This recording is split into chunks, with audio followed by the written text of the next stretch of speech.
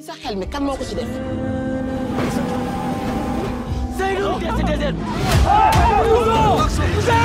Non, j'ai 16 ans. Il y a des vies.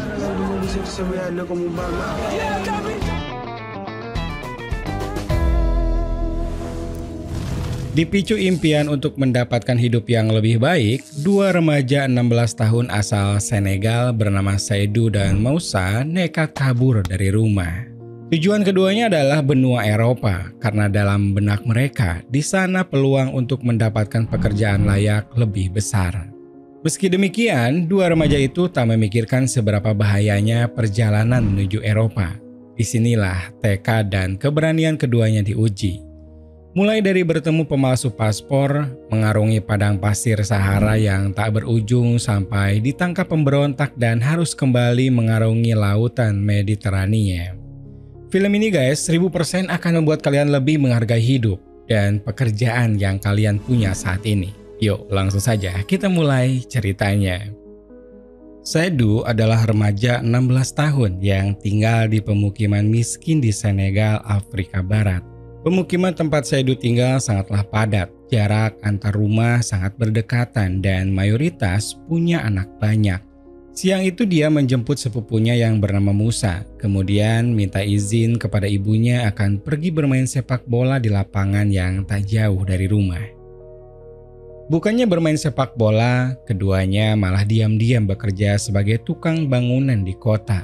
Uang hasil bayaran itu pun disembunyikan di sebuah rumah kosong dan rencananya nanti akan digunakan untuk biaya perjalanan merantau ke Eropa.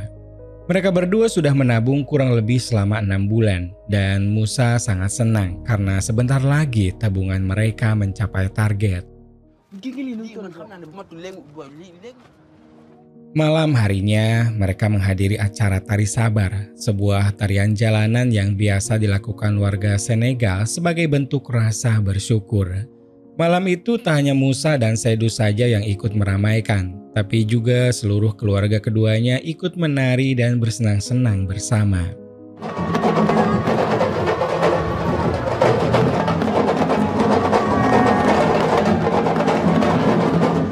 Kemudian selesai acara, Seydou menghampiri dan memuji tarian ibunya. Di saat ibunya tersipu malu inilah dia meminta izin agar diperbolehkan merantau ke Eropa dengan alasan ingin membantu perekonomian keluarga. Namun seketika wajah sang ibu berubah serius dan langsung menolak permintaan Seydou. Sang ibu menjelaskan perjalanan ke Eropa bukan perjalanan yang mudah, terlebih saat melewati gurun pasir dan lautan yang berbahaya. Selama ini memang banyak orang yang mencoba, namun pada akhirnya hanya segelintir saja yang berhasil selamat, sedangkan sisanya tewas di tengah jalan. Karena sang ibu menjadi sangat cerewet dan tampak sangat sedih, Seydou akhirnya mengaku kalau dirinya hanya bercanda dan meninggalkan ibunya yang masih terus mengomel.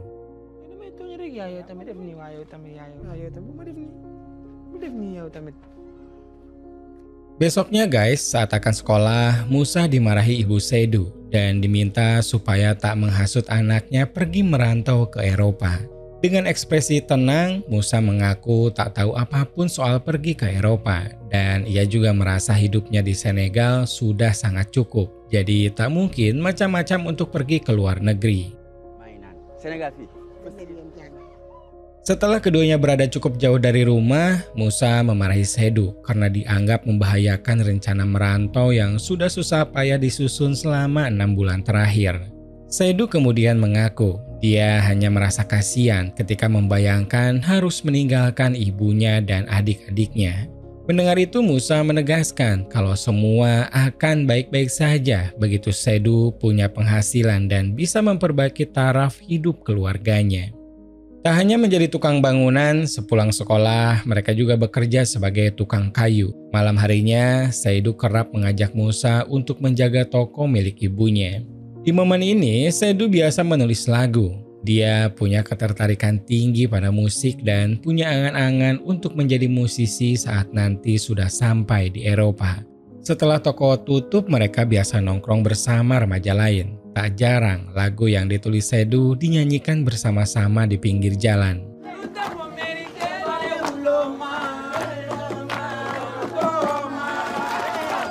Pada suatu sore, Musa mengajak Saidu bertemu seorang pedagang di pasar bernama Sisko. Berdasarkan informasi yang Musa dapatkan, Sisko bisa memberitahu cara menuju Eropa. Namun bukan informasi yang mereka dapatkan. Sisko malah memarahi dua remaja itu dan menakuti mereka kalau di Eropa tidaklah nyaman dan susah mencari pekerjaan. Setelah itu Sisko pun mengusir mereka tanpa menjawab sesuai keinginan Musa. Apa yang dia dengar dari Sisko membuat Saidu semakin ragu dan hal itu membuat Musa menganggap kalau Saidu tak serius tentang rencana mereka merantau. Musa kemudian memberi bayangan hal baik apa saja yang bisa didapatkan saat nanti di Eropa. Saidu bisa menjadi penyanyi terkenal hingga orang-orang antri untuk mendapatkan tanda tangannya. Setelah itu guys, Saidu menegaskan meski dia takut, dia tak akan membiarkan Musa berangkat sendirian. Setelah merasa uang yang mereka kumpulkan cukup, keduanya menemui dukun dengan tujuan meminta berkat agar selamat dalam perjalanan. Dukun itu kemudian menyarankan keduanya untuk mendatangi kuburan para leluhur. Selain mendoakan para leluhur, Saidu juga tak lupa mendoakan keselamatan ibu dan adik-adiknya saat dia nanti pergi merantau.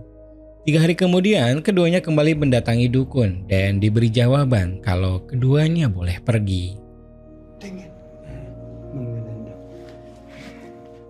Malam harinya sebelum berangkat, Saidu tampak berat hati untuk meninggalkan keluarganya. Hampir semalaman dia hanya duduk memperhatikan ibu dan adik-adiknya bermain hingga tertidur. Pagi-pagi buta saat semua orang masih terlelap, Saidu memantapkan hati dan mulai memasukkan beberapa baju ke dalam tas. Dari Dakar, Senegal, mereka menaiki bus menuju Mali.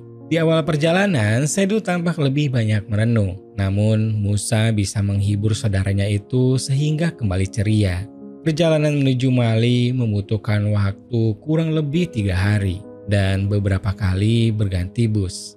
Saat berhenti di rest area sebelum masuk ke Niger, Saidu dibangunkan saudaranya karena rupanya di sana ada orang yang bisa membuatkan paspor palsu.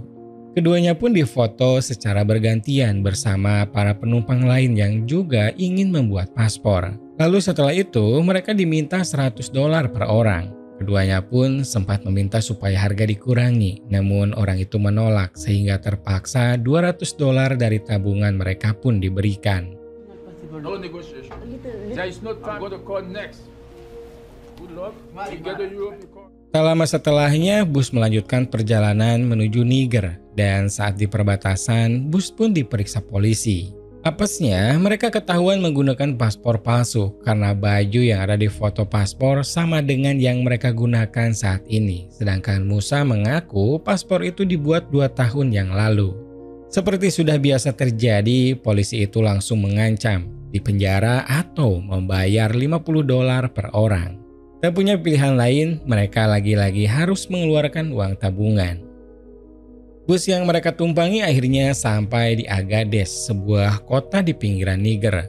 Saat keduanya tampak kebingungan harus melakukan apa, seorang pria asing menawarkan perjalanan menuju Tripoli, Libya dengan ongkos per orang $400. Musa langsung setuju dengan tawaran itu karena dari Tripoli mereka nantinya tinggal menyeberang ke Italia. Di sisi lain, Saidu khawatir kalau uang mereka tak akan cukup. Tapi Musa meyakinkan setelah sampai di Libya nanti mereka bisa mencari uang untuk bisa melanjutkan perjalanan ke Italia. Keduanya kemudian dibawa ke sebuah pemukiman yang sepertinya sudah lama terbengkalai. Di dalam pemukiman itu ternyata sudah ada puluhan orang yang menunggu diberangkatkan. Keduanya beristirahat sambil bersosialisasi dengan orang lain yang sama-sama menunggu jemputan. Saat malam tiba, Saidu dan Musa mendengar cerita kalau dalam perjalanan nanti mereka kemungkinan besar bertemu dengan pemberontak. Semua harta dan uang pasti akan dirampas dan hanya ada satu cara agar uang aman, yaitu dimasukkan ke dalam anus. Orang-orang mendengar cerita itu tampak jijik, termasuk juga Saidu.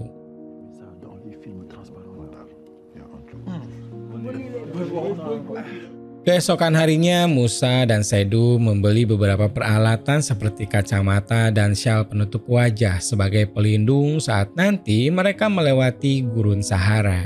Sesaat sebelum berangkat, Musa bersembunyi untuk menyembunyikan uangnya di dalam pantat guys, sesuai arahan dari orang yang semalam bercerita.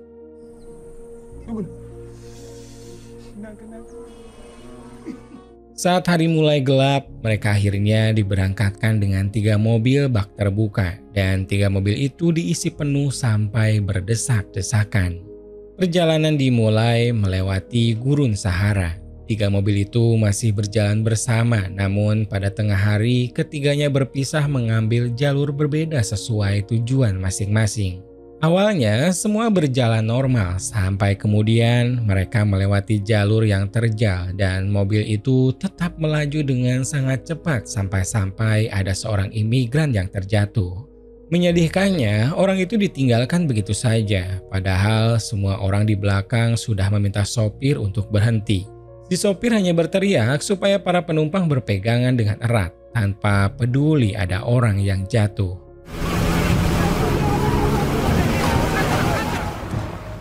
Di sini Sedu dan Musa mulai khawatir, namun mereka juga tak bisa berbuat apa-apa selain tetap berpegangan supaya tak bernasib sama dengan orang yang terjatuh tadi.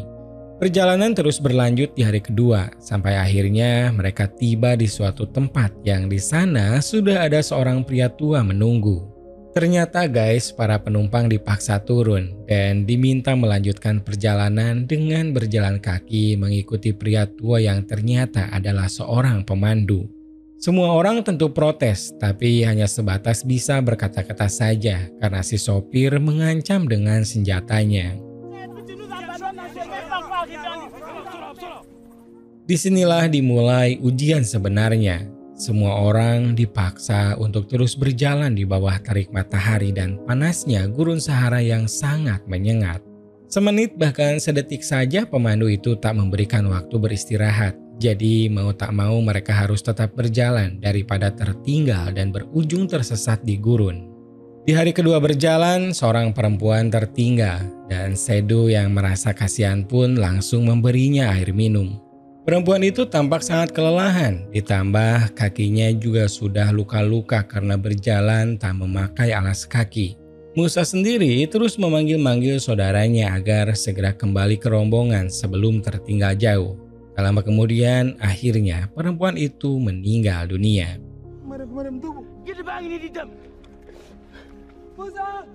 Saat mereka melanjutkan perjalanan, Sedu melihat langsung apa yang sudah diperingatkan oleh ibunya dulu, yaitu banyak mayat-mayat bertebaran begitu saja.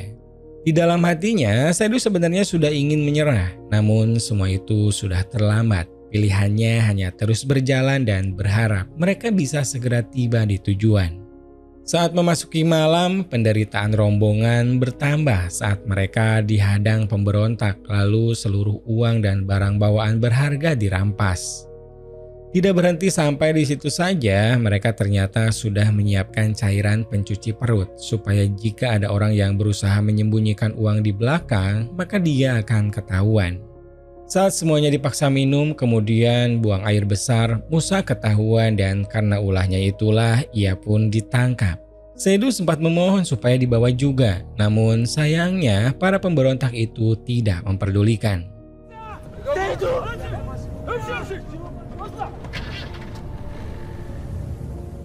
Perjalanan Sedu dan imigran lain kembali berlanjut hingga akhirnya sampai di sebuah titik di mana mereka ditunggu sebuah truk lalu dibawa menuju Sabah, Libya.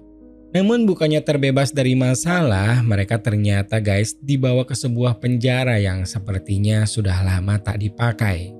Para imigran satu persatu didata dan dikelompokkan sesuai negara asal. Mereka ada yang berasal dari Kongo, Kamerun, termasuk Senegal negara asal Sedu. Kelompok-kelompok ini kemudian didatangi seorang pria yang mengaku sebagai perantara. Pria ini pun menjelaskan bahwa mereka saat ini sedang diculik dan hanya bisa bebas jika memberikan nomor telepon keluarga dan meminta uang tebusan. Karena belum ada yang merespon, pria perantara itu membawa kelompok Sedu ke sebuah ruangan penyiksaan. Di dalam ruangan itu guys, banyak tergeletak mayat yang tak diurus dan banyak juga yang sedang disiksa karena tak mau memberikan nomor telepon keluarga mereka. Bisa dibayangkan apa yang mereka rasakan di dalam sana. Mungkin di antara mereka sudah tidak ada yang punya keluarga atau bahkan ada yang keluarganya tak punya nomor telepon. Orang-orang seperti mereka hanya bisa pasrah dan memohon belas kasih yang tak mungkin didapatkan. Melihat kengerian itu, satu persatu dari kelompok Sedu mulai mau memberikan nomor telepon. Sedu sendiri hanya bisa diam ketakutan karena tak mungkin juga ibunya yang miskin mampu membayar uang tebusan. Pada akhirnya dia disiksa dengan cara dipukuli sampai babak belur dalam posisi digantung terbalik. Beberapa hari kemudian, dalam kondisi lemas, penuh luka dan kurang makanan, Sedu bermimpi tentang ibunya lalu dibangunkan seorang imigran bernama Martin.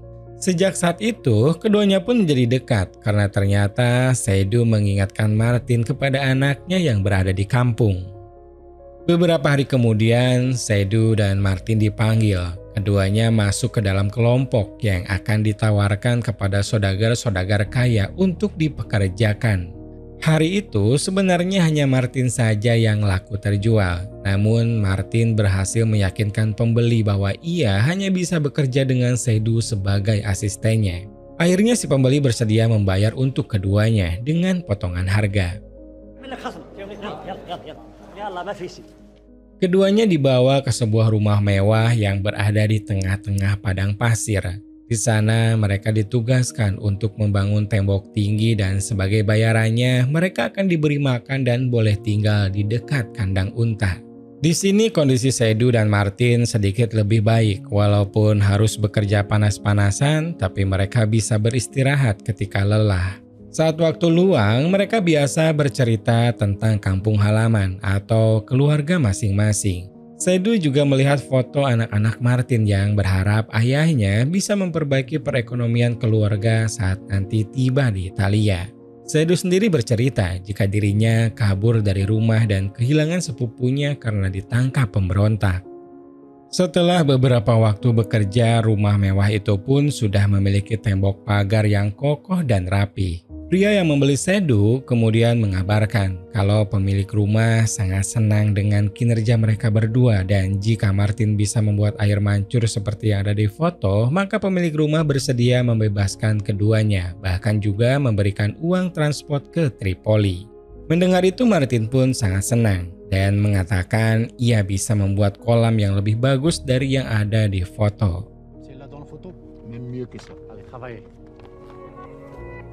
Hari selanjutnya mereka bekerja dengan lebih bersemangat lagi. Dari mulai menggali lubang, kemudian dilanjutkan memasang batako sampai akhirnya pemasangan keramik yang disusun serapi mungkin. Keduanya berusaha keras memberikan hasil terbaik agar kesempatan mereka untuk bisa pergi ke Italia semakin besar. Kurang dari seminggu, akhirnya air mancur itu berhasil dibuat. Dan pemilik rumah pun sangat senang ketika air mancur itu dicoba dan bekerja sesuai dengan apa yang diharapkan.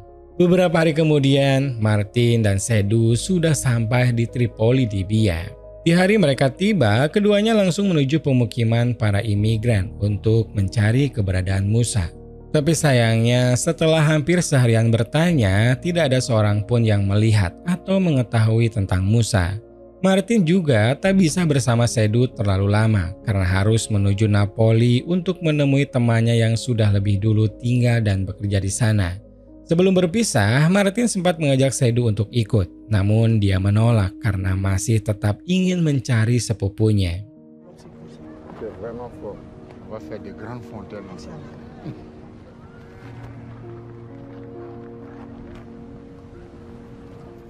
Dari informasi yang didapat, Sedu pun pergi dari satu pemukiman ke pemukiman imigran lainnya. Sambil terus mencari, dia bekerja sebagai tukang bangunan di proyek dekat tempat tinggalnya. Di situ, dia pun mulai kenal banyak orang Senegal dan kabar Sedu mencari sepupunya pun menyebar sehingga secara tidak langsung dia dibantu sesama orang Senegal yang menyebar di Tripoli. Pada suatu siang saat bekerja, seorang tukang meneriaki Sedu dan mengabarkan bahwa ada sekelompok warga Senegal yang baru saja datang. Detik itu juga Saidu langsung berlari dengan harapan diantaranya ada Musa. Setelah satu persatu dicek, penantian Saidu pun akhirnya berakhir. Musa ternyata ada di antara kelompok itu, walau kondisinya sangat memprihatinkan. Musa, ini mana Saidu? Boy ini boy. Boy kamu lagi.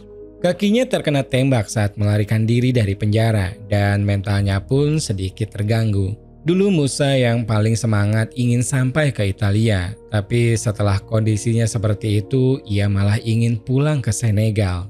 Tentu saja untuk bisa kembali dalam kondisi seperti ini adalah hal yang tidak mungkin. Saidu berusaha menenangkan Musa dan meyakinkan bahwa mereka tinggal sebentar lagi sampai ke Italia. Setelah itu Musa dibawa kepada seorang pekerja yang lumayan tahu tentang pengobatan. Dari pemeriksaan ternyata pelurunya tembus, jadi untuk sementara tak perlu dibawa ke rumah sakit. Di hari itu juga Saidu pergi ke tukang cukur yang ada di pasar. Tukang cukur inilah yang biasa menyediakan obat-obatan untuk para imigran gelap yang tak mungkin bisa didapatkan dari apotik. Setelah diberi pengobatan, Saidu kemudian membersihkan tubuh Musa sekaligus mengurus segala keperluan yang dibutuhkan Musa selama penyembuhan. Namun ternyata walau sudah dibersihkan dan diberi obat, Musa tetap harus dibawa ke rumah sakit secepatnya karena bisa saja ada serpihan peluru yang harus diangkat. Saidu diberi saran paling lambat 10 hari Musa harus sudah ditangani.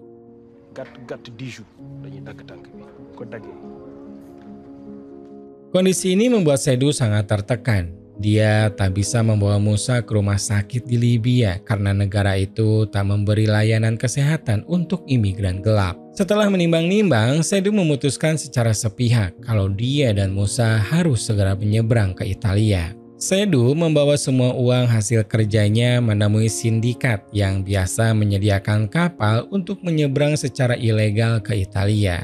Awalnya Saidu ditolak karena uangnya tak cukup untuk 2 orang. Namun setelah Saidu memohon, pimpinan sindikat itu akhirnya memperbolehkan dengan syarat Saidu mau menjadi kapten atau nahkoda kapalnya. Saidu sebenarnya ragu karena berenang saja ia tak bisa, apalagi harus mengemudikan kapal. Pimpinan sindikat itu pun memastikan akan mengajari Saidu dan kapal hanya perlu berjalan lurus saja. Saidu juga dijanjikan kalau dia akan sampai Italia dalam sehari perjalanan saja. Dan karena iming-iming kemudahan itulah Saidu akhirnya setuju. Dari Tripoli, Saidu dan Musa dibawa ke pantai Zuwara bersama para imigran lain yang juga akan pergi ke Italia. Esoknya, Saidu dibawa ke sebuah kapal usang dan diajarkan bagaimana cara mengemudikan kapal sekaligus kemana arah yang harus dituju. Pimpinan sindikat itu menjelaskan kalau mengemudikan kapal sangat mudah dan tak perlu khawatir karena sudah disiapkan telepon satelit sebagai jaga-jaga jika terjadi apa-apa. Setelah diberi penjelasan yang sangat singkat itu, Saidu malamnya tak bisa tidur. Ia memikirkan semua orang yang ada di sana di mana besok semua orang itu akan menjadi tanggung jawabnya selama menuju Italia. Sempat ragu dan meminta pimpinan sindikat untuk mencari nahkoda lain. Karena Saidu tak mau bertanggung jawab dengan nyawa yang segitu banyaknya. Sayangnya guys, mereka tak peduli dan memaksa Saidu untuk tetap mengemudikan kapal.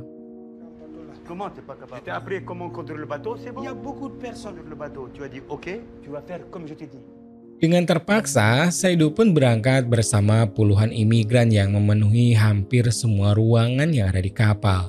Malam pertama di perairan Mediterania berjalan cukup lancar karena arus air lumayan tenang sehingga Saidu hanya fokus pada arah yang sudah diberitahu sebelumnya.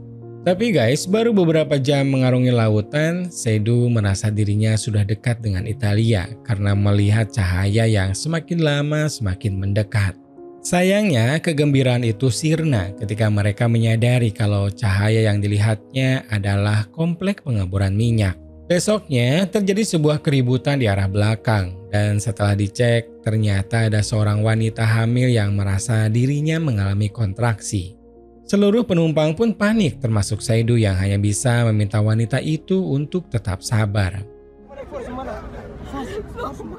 Merasa bingung harus berbuat apa, akhirnya Saidu menggunakan telepon satelit untuk meminta bantuan.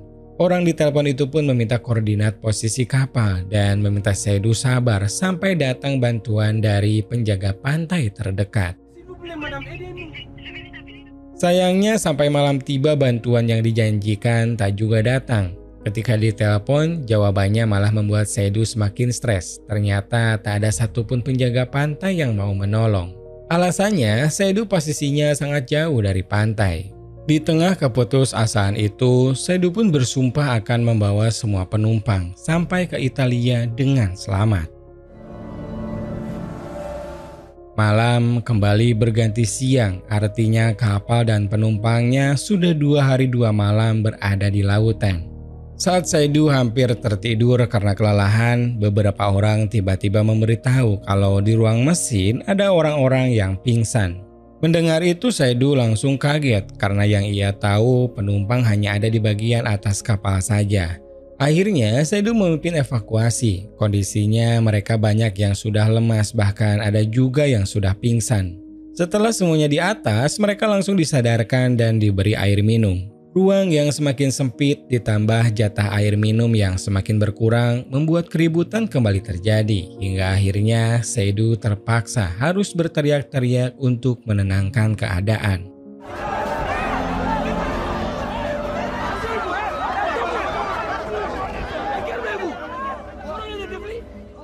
Setelah kondisi terkontrol, Saidu kembali ke ruangan kemudi dan melanjutkan tugasnya. Hari itu dari siang hingga malam untungnya perjalanan berjalan lancar. Kapal terus berjalan lurus hingga pagi hari. Dan di momen ini guys, tampak wajah Saidu sudah sangat lusuh karena kelelahan mengemudikan kapal selama 3 hari tanpa henti.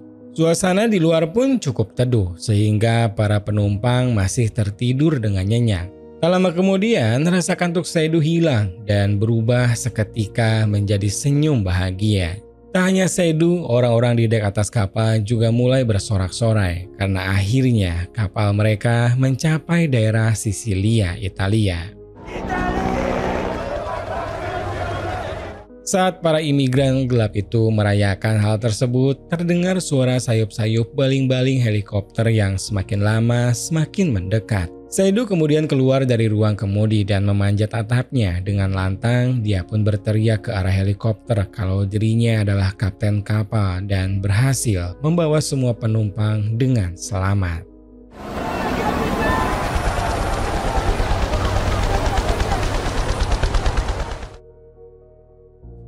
Film ini menggambarkan bagaimana ekstrimnya kehidupan di dunia luar. Para remaja itu tidak pernah membayangkan kalau tantangan yang mereka hadapi akan begitu berat. Di momen saat Saidu akan menyerah, dia beruntung bertemu Martin yang membantunya tanpa kenal pamrih. Setelah itu, semangat dan kedewasaan muncul dari diri Saidu, sehingga dia bertekad untuk mencari Musa dan membawanya sampai ke Italia. Semoga cerita kali ini bisa menghibur kalian guys. Terima kasih banyak dan sampai jumpa lagi di video 7 menit selanjutnya.